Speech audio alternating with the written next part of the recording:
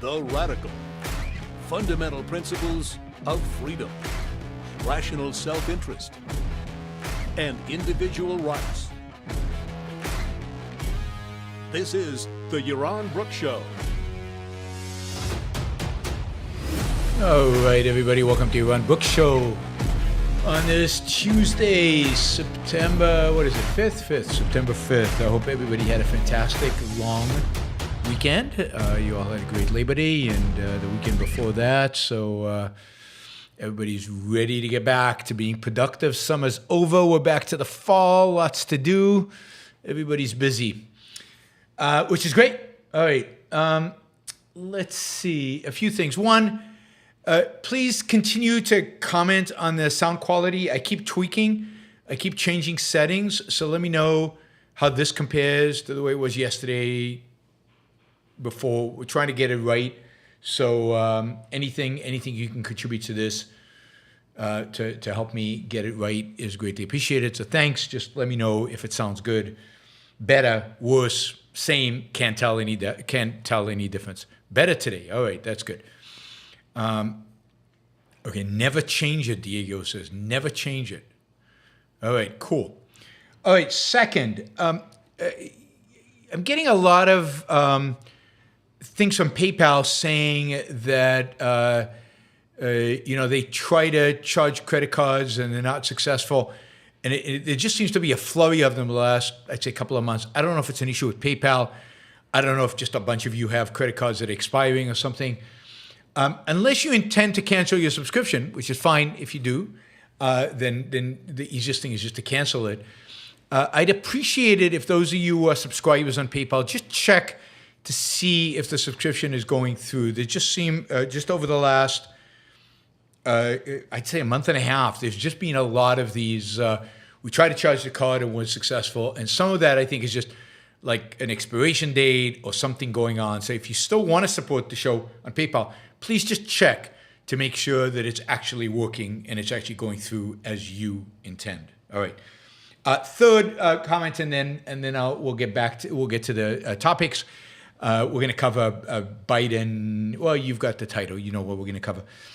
I mentioned this yesterday. I'll be mentioning in the next few shows just to see if there was any interest out there.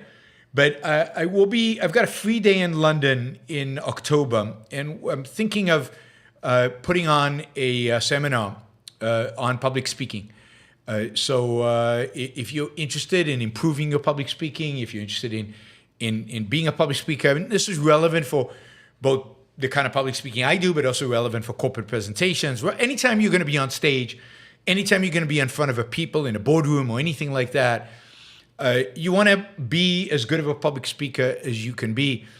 And I'll be offering a seminar for about 10 people.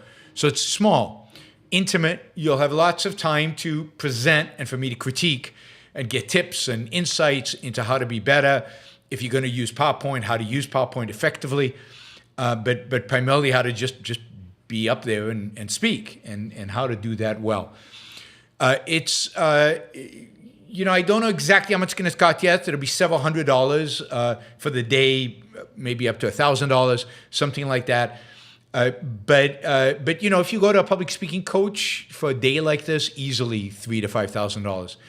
So I think it's a good deal, and you're getting, a insight from somebody who's pretty good at this and has lots of experience at it, which is me. So if you would like that, spend a day with me talking about public speaking and getting insight and getting feedback, then email me at yaron@yaronbrookshow.com. Just email that you're interested. You're not committing. You can't commit until you know the exact date, time, and exact location. It is in London, so this is primarily for the Brits out there and for the Europeans, but maybe also for some Americans who are interested in coming.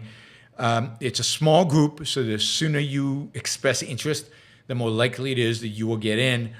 So Yaron@yaronbrookshow.com. Just drop an email saying, I'm interested, and then I will get back to you with details as we move forward. All right, let's jump into our news roundup for September 5th. So this is just such a bizarre story. So it turns out that when Biden was vice president, he had several pseudonym accounts running off of his government computer, I guess, or his computers, that just were using pseudonyms. Now, as vice president, all your emails are supposed to be preserved. They all go into the archives. They're all accessible ultimately. And all these pseudo-named accounts are all available. So if he used these pseudonym accounts for corruption, then he's a massive idiot, because it's all there. It's all searchable. It's all available. And ultimately, the press or Congress is going to get their hands on it. There's no way in which Biden can actually prevent that from happening unless he claims it's national security. But then it's bizarre that it's under pseudonyms. So slowly, but surely this is going to come out. And it's not just one pseudonym, it's several pseudonyms. Who knows what he was doing here? Who knows what he was engaged in? Now, one possibility is, of course, he's an idiot, which is not completely unreasonable. The guy's not exactly smart. He's certainly not off the chart smart. The other possibility, which I think is even more likely, is that he's just arrogant. The arrogance of power. They can't touch me. They can't get to me. I can do whatever I want. Nobody's ever going to look at these. Nobody's ever going to find them. And I mean, his brilliant son, his intelligence runs in the family, I guess. His brilliant son actually, deposited his laptop to be repaired and never went back to pick it up. So, yeah, that's how they're getting to all these pseudo accounts, is through the laptop. Who knows what's going to come of this? Who knows if Biden's super corrupt, if he was hiring prostitutes as he was traveling around the world and using a White House provided pseudonym in order to solicit them. Who knows? I mean, anything goes. I mean, these clearly Biden or anybody like that they're not good people, right? They're not good people. So they're doing all kinds of weird stuff. But let's. It's going to be interesting to get insight into this, given how sloppy, stupid, arrogant, clearly Biden is, and all this is out there available. Of course, if it does come out and if it's really, really bad, then it's also going to be interesting to see how the Democratic Party responds to it and what happens in terms of the 2024 election. Maybe the Democrats nominate somebody different than Joe Biden. That would be interesting. But a story to follow. Nobody knows. I mean, the emails are not available yet. A few were released and they were redacted. But there's both a Freedom of Information Act request by the media to get the emails, and there's a request by the government to get them. So exactly what they're all going to be discovering is interesting. There's also some argument that, there's also some questions about Hunter Biden's use of Air Force Two and Marine Two. These are the airplanes and helicopters of the vice president. During that time, how many times did he travel with his father overseas? What happened in those trips? So they're slowly gaining actual factual information about the potential real corruption of the Bidens. As I've said from the beginning, the fact that the Bidens are corrupt is not a surprise and should not be a surprise to anybody. It is my strongly held belief that pretty much everybody in Washington is corrupt to some degree or another. Some of them get caught. Most of them do not. And as I've said, maybe a highlight. One of the obvious ways in which it's corrupt is these kind of deals that they make before and after leaving office. and of course every administration is filled with this, including Trump and Trump's son-in-law. All right, let's see. So that's kind of Biden's emails, something to watch. Nothing to get too excited about yet, but something clearly to watch. All right, Belt and Road. The Belt and Road Initiative, which is a Chinese initiative to build infrastructure basically from China all the way into Europe, all the way really to Western Europe. Part of the Belt and Road Initiative was Italy, with the idea of building, but primarily transportation infrastructure, but infrastructure more broadly, so that Chinese goods can be exported easily and cheaply all over South Asia and ultimately into Europe and the rest of the world. It also was a way for China to gain influence in places like Africa and some less developed areas in Asia and in Europe. A lot has been written about the Belt and Road Initiative, and a lot of panic and I think exaggeration have been applied to it. This is a way for the Chinese to get everybody in debt, and then they all owe money to China, but then they won't be able to pay it, but then they'll be in China's debt forever, and then China will be able to control them all, and this is a way for China to gain more influence around the world. I mean, yes, and a big no to all of that. No question that this enhances China's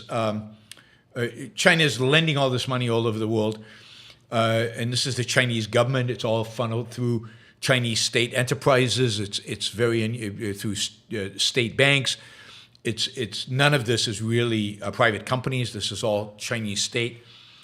There's no question that this has enhanced the reputation, enhanced the influence of China all over the world, and indeed it has worked in that sense. But it has also been a massive failure.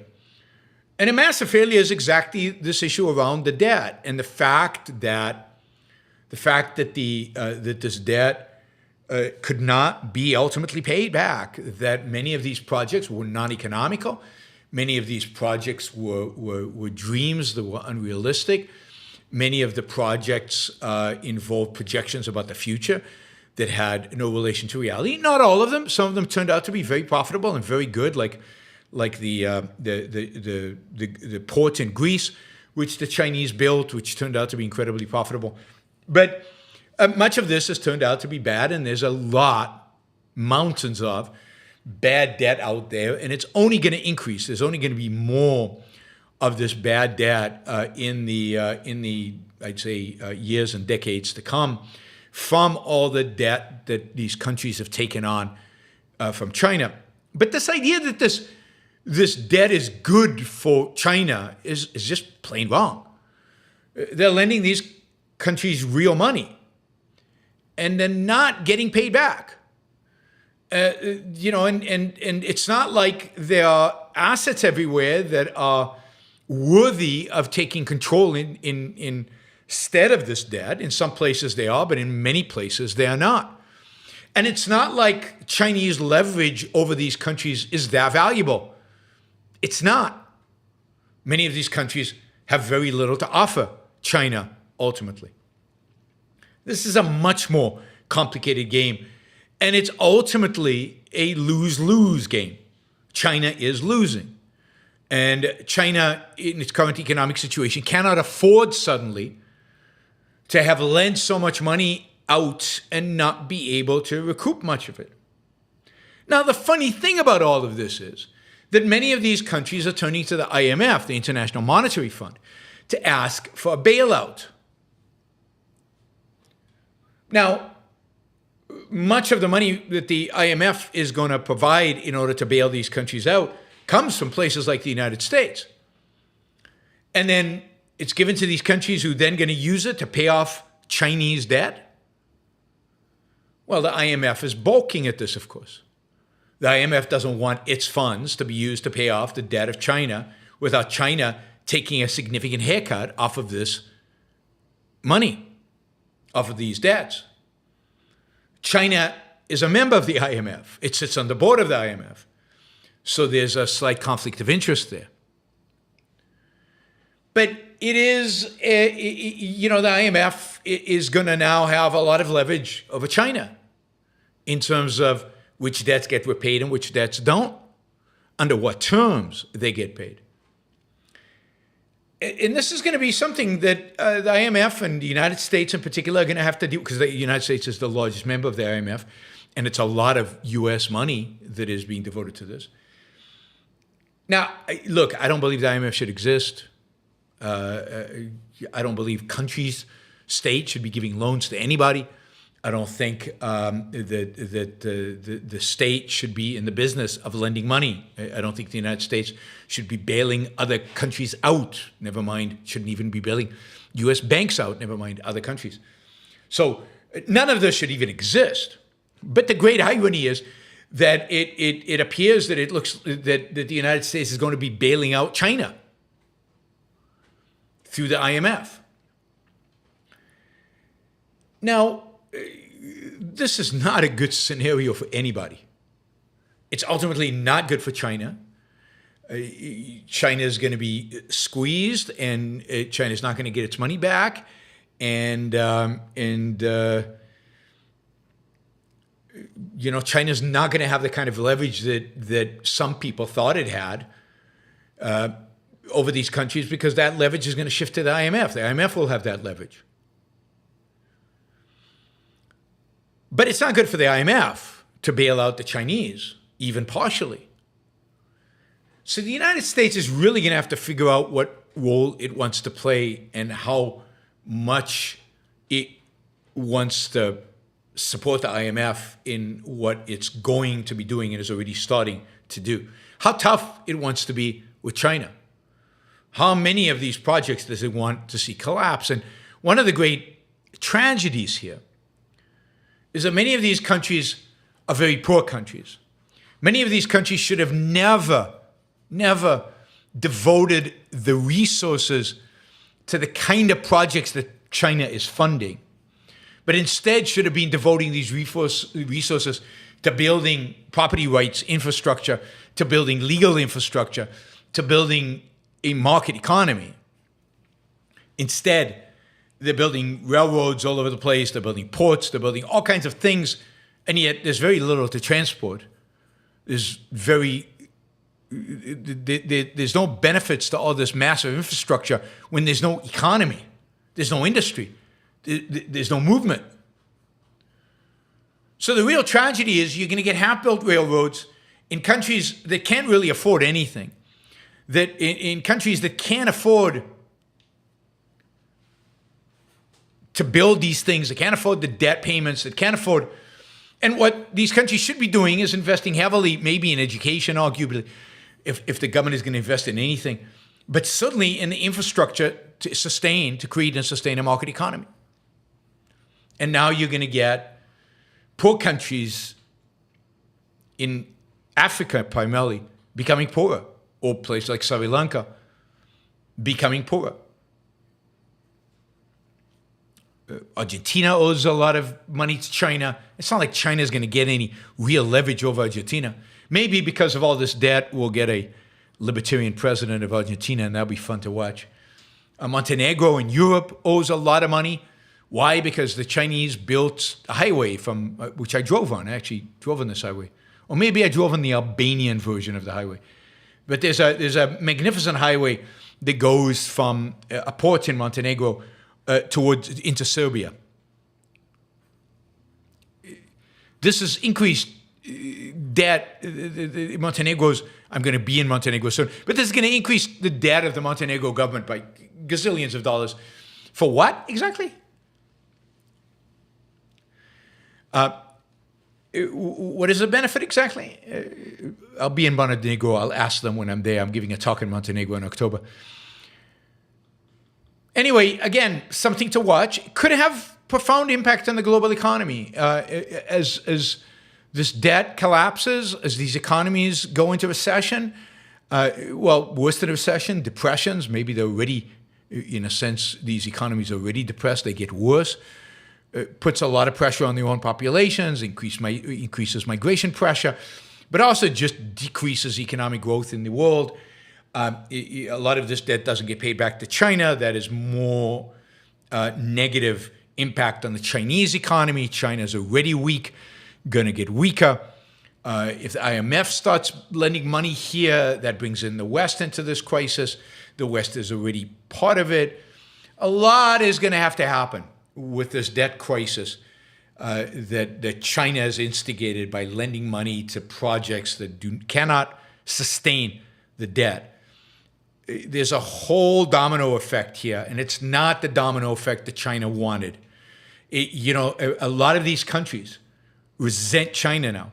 A lot of these countries view China very negatively now because China's put them in this situation. So it does not work to China's benefit at all in any dimension. But it's not, nobody's benefiting here. This is a lose, lose, lose, lose situation, as most losing transactions happen to be. The only people who benefited would be my guess. The only people who walk away from these deals better off than they started are local politicians. Are the local politicians, and a lot of these are autocrats who funneled a lot of that Chinese money into their own pockets, that money is now sitting in Swiss or Cayman Islands or Singapore bank accounts. And the countries can't pay off the debt. Tough. They're not gonna dip into that money. They've already put their share aside, and the rest of the countries themselves, they are doomed, as is the rest of the global economy in terms of dealing with this. So massive failure of Chinese central planning of country-to-country debt, that shouldn't exist, period. Shouldn't be lending money to other countries. Of course, China lends a lot of money to the U.S., but it does so in very liquid markets. It does so by buying U.S. treasuries, the least offensive way. Pretty distortive, pretty something, again, to watch in terms of global economics. All right, here's a story I hesitate about, right? A story I really hesitate. Richard, thank you for the support, $100. Really, really appreciate that. That's fantastic. Ragnar, I assume that's Ragnar of the Desert under a new name, now Ragnar Desert. Thank you, Ragnar Desert, for the sticker. Thank you, Tazy, and thank you, Jonathan Honing.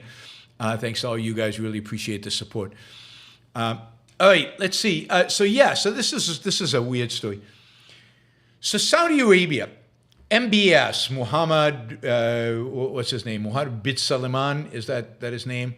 Mohammed bin Salman, yes, Mohammed bin Salman, who is the crown prince, but the de facto ruler of Saudi Arabia. He's 37 years old. He basically runs the country, runs the investment. He's building this modernist city, a long city, which is weird and not very efficient. But anyway, trying to diversify the Saudi economy away from oil and gas and trying to bring in other industries, but also diversifying the investment of this sovereign wealth fund. They've got this massive amount of money, gazillions of dollars sitting there and they invest it. Well, they've just announced that they will be creating a new foundation. The foundation is called the Revolution Foundation. Revolution, but instead of the R at the beginning of the word, it's an H. So it's Revolution Foundation.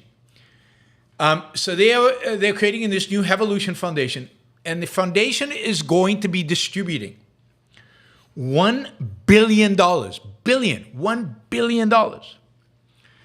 to research into anti-aging, into longevity. Now, this is massive. This takes the amount of money available for research into longevity. It puts it in a whole new ballpark, right? Today, there's a lot less money spent on aging, on life extension, than there is on disease research and stuff like that. And almost all the money spent today on anti-aging comes from the U.S. What is it? It's a government entity. It's not the National Institute of Health. I think it's the National Institute for Aging, right? American Federation for Aging Research is, a lot of money goes from there, and that comes from the U.S. National Institute on Aging. All right, so National Institute for Aging, and they give money to the American Federation for Aging Research, and it gets distributed. But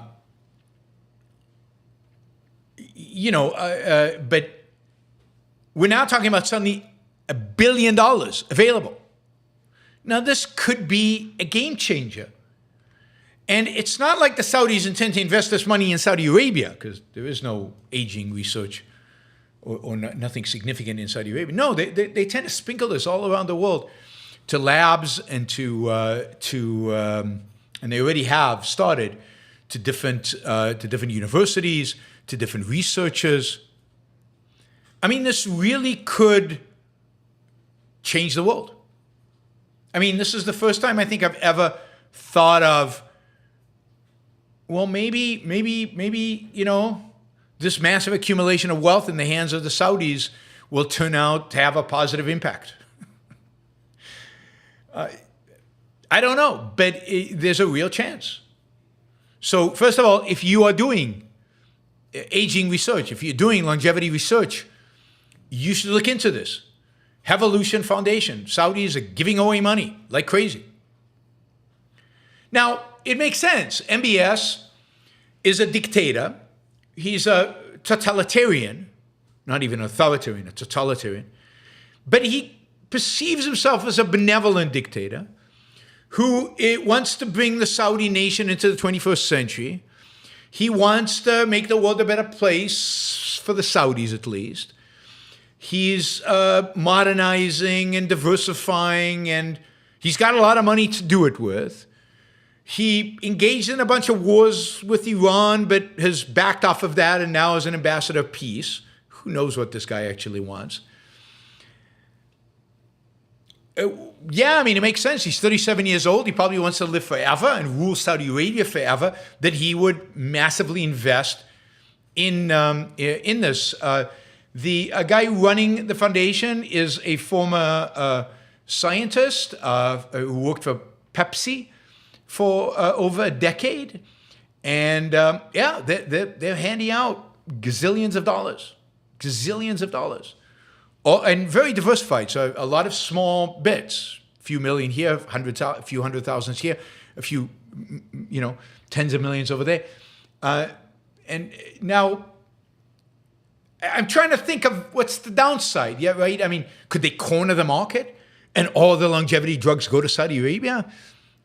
Probably not able. Will we, if they make discoveries, if this money actually goes and actually leads to some major discoveries, will all of us benefit from it? Probably. So I'm curious what the downsides are. There might be some downsides. Certainly, this helps legitimize one of the most brutal and horrific regimes on the planet. It helps makes them appear civilized and worthwhile, which they are not. It gives them a certain sanction, which is sad.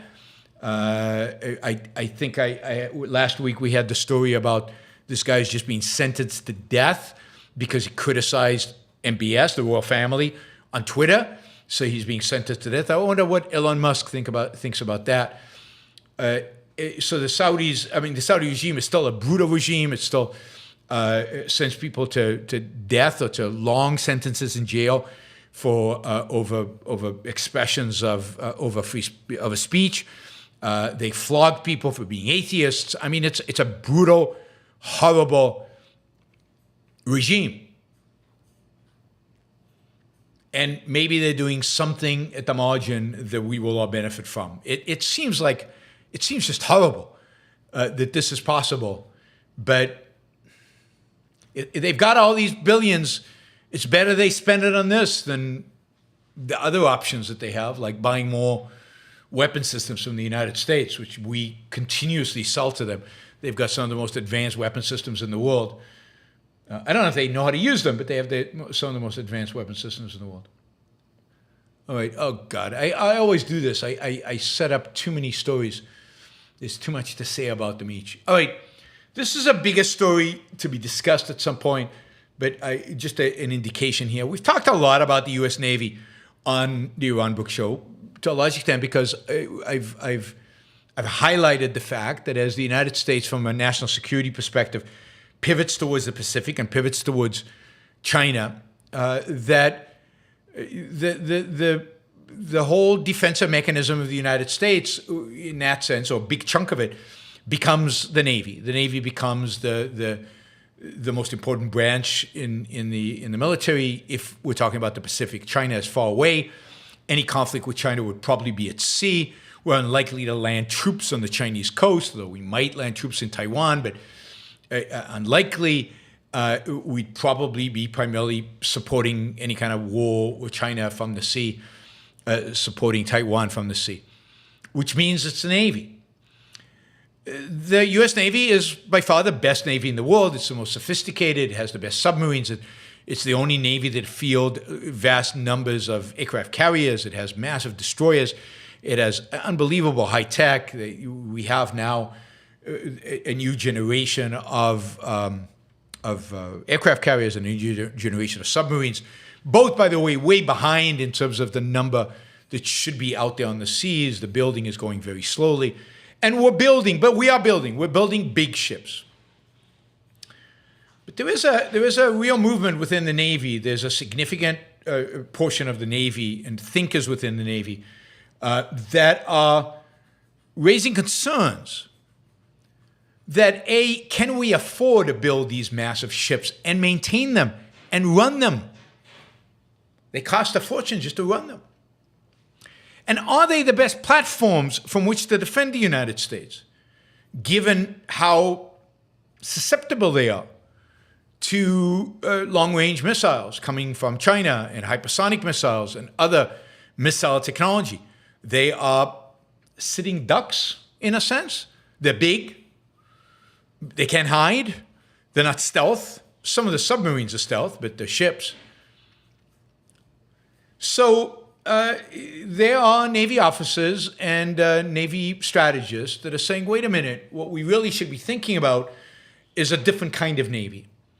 A Navy that deploys small boats, a Navy that deploys boats that are unmanned, a Navy that deploys drones and unmanned boats and small manned boats, a Navy that is a lot more mobile, a lot faster, a lot more nimble, and that doesn't present a target. Doesn't present a target because of the size of the ships themselves. Such a coordinated small boat, heavily reliant on unmanned, is now being deployed in the Arabian Gulf to try to stop Iranians from hijacking ships and for Iranians to use their speedboats. So something is there. But the idea of deploying that on scale in the Pacific is still very new. And it's meeting with significant resistance from conservative Navy high brass. There's a real aversion to risk-taking. There's a real aversion to breaking with tradition. After all, the tradition of the Navy, the U.S. Navy, is big. Aircraft carriers. That's what the U.S. Navy is known for. There is a real aversion to, we want new technology. We want big new technology. And not necessarily changes in strategy.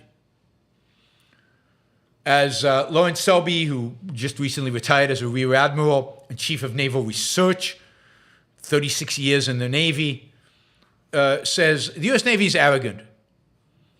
We have an arrogance about, we've got these aircraft carriers, we've got these amazing submarines. We don't know anything else. We don't need anything else. He's arguing we do, and we need a shift, we need a change. But it's more than that. It's more than that. And it's the fact that we have embedded interest groups that are now committed to building big boats. The whole leadership in Congress that approves budgets. If you look at who the congressmen are all from districts that have boat building facilities, Navy ports, Navy shipyards. They don't want to see small boats. They don't want to see drones. They don't want to see small unmanned boats. They want to see big aircraft carriers that to build them, it requires the employment of thousands of people. Congress doesn't even want to retire old ships that don't provide any real benefit in the battlefield. Just because those ships have to dock somewhere and the Navy, the people in the Navy, and it's all, if you live at one of these Navy towns, you don't want to see all that go away. I mean, tens of millions of dollars of shipbuilding profits are directed as campaign contribution to key lawmakers. And there are massive lobbying campaigns around the Navy. So our choices about how to deploy the Navy, what kind of ships to deploy, are not being made based on what is the best strategic interest of the United States, what is the best Navy to deploy in order to protect American interests on the high seas, to protect the shipping lanes, to protect free trade. No. Our interests, our budgets are being allocated, our defense budgets are being spent on the basis of political expediency, on the basis of whose pocket we can line, and how much and what kind of influence can they have in Congress. And that's the reality. The reality is that our congressmen, senators, presidents are not interested in what's good for America. They're interested in lining their pockets. They're interested in increasing their power. They're interested in helping their friends and buddies wherever they may be. I mean, one of the great tragedies in America is how corrupt and how rich we are. And of course, the richer we become, the more money there is to corrupt. And we're seeing that all over the place. And the Navy, I mean, how tragic is this, right? This is the Navy that, to a large extent, won us World War II. Certainly in the Pacific, but also made it possible to win in the Atlantic. This Navy is now corrupt by politicians who have no foresight, no strategy, no forward thinking about what's really in the best interest of the United States. And returning Donald Trump to the presidency is not going to solve that problem. It's not like he's a strategic thinker. God help us. All right, this one I'll just do very quickly. But this is a headline in the Financial Times that struck me as, wow, people are starting to say things that I've been saying for the last 20 years. That's pretty cool. Here's the title from the Financial Times. In other words, the world is starting to panic. The title says, the world will need to stop piggybacking on U.S. Pharma. Basically, the story says, look, Americans have been paying these massive amounts of money for drugs, 2 to 3 times more than Europeans and others. But by doing so, they're basically been subsidizing R&D. They're basically been subsidizing the rest of the world. I've been saying that forever. You can find me in debates talking about this. The United States has subsidized drug development for the rest of the world, healthcare generally for the rest of the world. And the Financial Times now is running scared. Why? Because Biden now, by letting Medicare squeeze drug companies, is going to stop that subsidy. Basically, what's going to happen is drug companies are not going to have the money to do the R&D, are not going to have the money to buy biotech startups to distribute and do trials on their drugs. The whole industry is going to shrink in terms of future prospects. And the drug companies won't be able to cut a suite of deals with Europe because they'll be cutting sweet deals with Medicare. And suddenly, the Financial Times are realizing, hey, maybe we should have paid more of our share towards drug company profitability so that we weren't as dependent on the United States, so we weren't as parasitic, not dependent, parasitic on the U.S. But yes, one of the reasons the United States has the highest cost of healthcare in the world is because we basically subsidize healthcare for the rest of the world. Well over 2/3 of innovation in healthcare, drugs and other innovation happen in the United States. It's because we still have a little bit of private property applied to healthcare in the U.S. The rest of the world is just parasitic over our healthcare system. All right, did that quickly. Let's jump to the questions. We've already reached our target. Thank you, guys. In particular, Richard, thank you. We got some stickers from Stephen, from No One, from Shally. Yes, great. All right, let's jump in. Jeffrey says, maybe a connection between pragmatism and the likelihood of being corrupted. I think pragmatism is something our politicians have in common. Yeah, pragmatism it corrupts people in business, but it also corrupts people in politics. Pragmatism basically says that there are no principles of morality. You can't have a principle. You can't have something guiding you your entire life. And what happens both in politics and in business is that if you want to be moral, then you're told to be altruistic. But altruism sucks. Nobody wants to be altruistic, and indeed you cannot run a business on the principles of altruism. If you run a business on the principle of altruism, you'll run it into the ground. So what happens is you reject morality completely. Completely. And instead of that, what happens is you adopt pragmatism. If I can get away with it, then it's good. And that's true, unfortunately, if you look at all the cases of business fraud, it's almost always from the perspective not of somebody scheming to try to steal, but somebody trying to get away, trying to cut corners. Because, hey, it's a little bit better, and we can get away with this. It's no big deal. And most of the corruption in politics is the same way. And it's the same thing. It's pragmatism will always lead to corruption because it abandons any kind of principle. And the only way you can hold on to morality is with principles. The world is way too complicated to try to hold on to morality without moral principles. Applejack says, the best analysis on the interweb was. I don't understand what that question or answer or what that is. Sorry, Applejack. Maybe you're saying this is the best. I don't know. Maybe this is the best analysis on the web, something like that. I have no idea. All right. Thank you, though, Paul. Thank you, Applejack. Ian Meerkat says, Carthage was history's first naval superpower, and then Rome happened. Please don't be too arrogant and maintain a big army, too. Yeah, but Carthage was more than just a naval power, right? Because Hannibal could actually deploy an army and actually attacked Rome and almost destroyed Rome. It almost was the Carthaginian Empire, not the Roman Empire.